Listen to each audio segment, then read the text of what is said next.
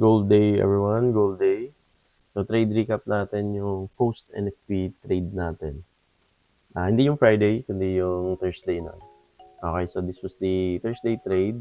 Nagka 1:4 RR tayo. This was the drop, yung nakuha nating drop. So bakit ba natin nilagay dyan yung ating sogi? At bakit tayo nag-sogi dyan? And one of you asked na bakit tayo nag-sogi? Yung bearish candle. Oo nga naman pala, kasi sa 30 minutes, kung ganito yung makikita nyo sa 30. So, it doesn't really show a Soggy King setup. Okay?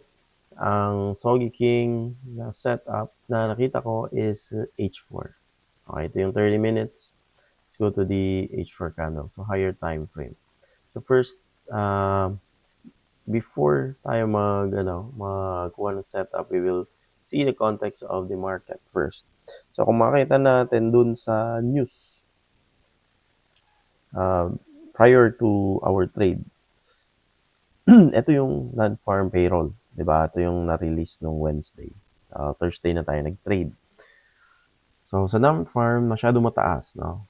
So, it was anticipated na kahit pumunta lang dun sa actual or sa forecast nila. Pero, nirevise ata ito eh. Ayan, nirevise. Nirevise ba? Hindi. Hindi. Yeah. Okay. So, masyado siya mataas. So, that's good data for the US. Ayun, good data daw for the US. So, yung support natin, yung resistance natin, pinlot natin using, yun naman yung resistance natin. Ayan. So, bakit dyan natin nilagay yung resistance? So, kung makita natin, resist si market yan during high volume time, London, New York, and then breakout at that point. Diba? Nag-breakout siya at that point, and then breakdown na naman at that point. Kita natin yung malalaking reaction dyan. Ito. Lugan natin. Sure.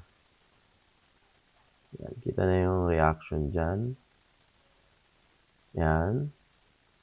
Yan. And then the resistance here, confirmation of the resistance. Okay? Ayan. So, yan yun. Yung pinaka-resistance. And so, you can see, high volume na naman. And then, there's NFP. So, meron kang catalyst. So, you have two choices. Actually, sa trading naman, dalawang choice lang naman talaga. Lagi. So, you have two choices na gagawin dapat dito. Should be an SGC. Yan. Ba-breakout siya. Or a Soggy King. So, yung napili ko is the Soggy King. At meron tayong target because of the gap na nangyari dito. And so we can see here, yan, bullish, bearish, resistance. And we can see ito yung resistance. Yan, nagta-touch yung mga wicks na yan. So it was forming a downtrend. Diba? Akala natin with the downtrend. But ayan, kung nakita natin yung wick na to, in-near siya. So that was before the NFP. Diba? Before yung NFP. Ito. Ito yung week na to. That was before the release. And then, nung nag-release na, is, ayan, kala mo ano na siya, bullish, but bumalik, no, nung nag-Asian. So, ayan, ito yun, kasi binabasag niya before the NFP. This was a London session. So, before ng NFP, binasag niya. It's like, umaangat siya. Bakit siya umaangat? Wala pa namang NFP. Diba? Bakit siya nagbe-break? Wala pa namang NFP. And then, the NFP was disappointing na makita natin na mas masyado mataas. Disappointing para sa mga bullish kay gold. So, ayun. Parang ano siya. Niliquidate mo na yung mga stop loss no dun sa taas para bumaba. Yun yung nakikita ko doon na story. If naman nag-consolidate siya, hindi siya nag-break dito sa resistance natin,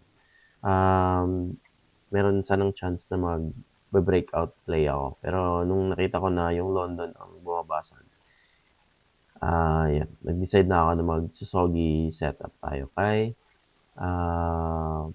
gold at that time. Okay? So yung soggy setup na to, so yung hinanap natin, di ba, pag nag-soggy is the break and then created resistance and yung bullish candle nun is mababasag. So this was the break. This was the break. And this is the candle na nag-break sa resistance natin. Ayan. Sa ano natin, bullish. Ito yung bullish candle. Created resistance here. And then, ito yung bearish candle na nag-break sa bullish. And then, we waited. Now, we waited kasi Asian to eh. Asian. We waited for a high volume time. And then, we waited for the soggy time. No? Yung timing. This was the time. Ayan. Ito yung sa New York, papuntang overlapping. And then the target was here. Ito yung Asian candle sa H4. This was the gap. And kita natin hindi pa siya natitest. So, yun yung ginawa kong TP, 4985. So, the price went lower around 4880. Hindi na natin na yun kasi yung plano natin around 4985 lang. Diba? So, yun na yun. 4985. And eventually, nung kinabukasan, na-test na naman yun si 4985 and then nag-break, pabalik na naman si gold. So, ganun lang yun, yung drop na yun. So, ito yung soggy, bullish, piercing the resistance, but nireject yung prices, and then created a resistance here, a bearish candle, bumasag, and waited for the perfect timing and volume para ma-reach natin yung Asian. Okay? So, that was the trade, Soggy King. So, I hope may nakuha kayo.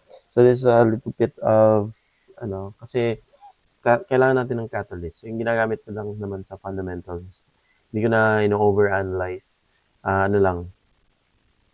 Use it as a catalyst kung there's a possibility na mag-breakout or magpo-pull back or, ayan. Yun lang naman yung function ng intraday na movement for fundamentals.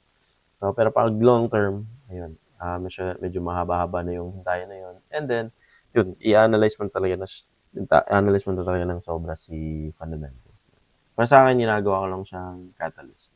So, I hope may nakakuha kayo dito sa Soggy setup na to. And I hope you will have a profitable week ngayong linggo.